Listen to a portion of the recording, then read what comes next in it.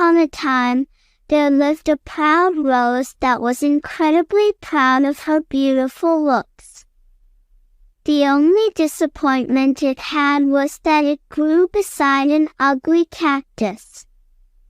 Every next day, the rose would be ready with an insult that it would pour upon the poor cactus for his looks, and the cactus would remain quiet.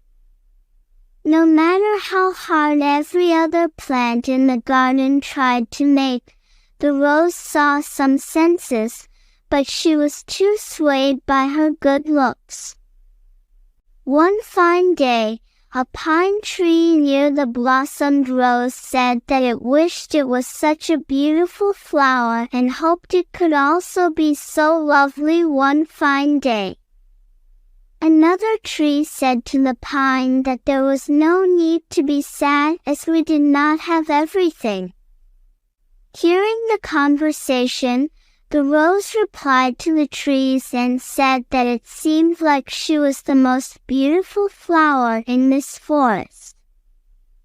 Sunflower raised its yellow head and asked, "Why do you say that? In this forest, there are many beautiful flowers, and you are just one of them." The red rose replied that it saw everyone looking at him and admiring her.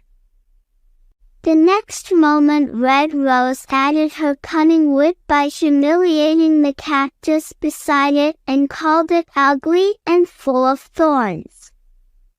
The tree quickly replied that this was a shameful talk by the rose, as no one could decide what beauty was, and the rose itself had so many thorns.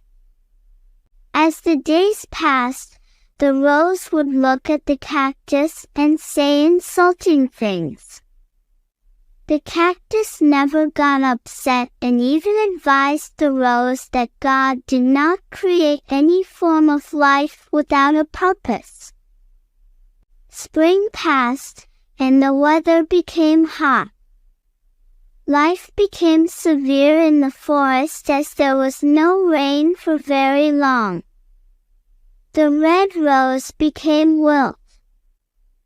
One day the red rose saw a sparrow stick its beak into the cactus and fly away.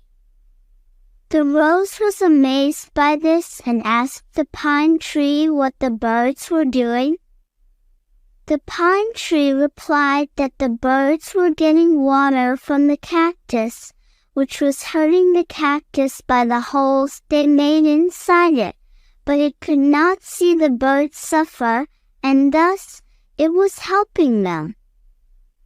The red rose felt too ashamed to ask the cactus for water.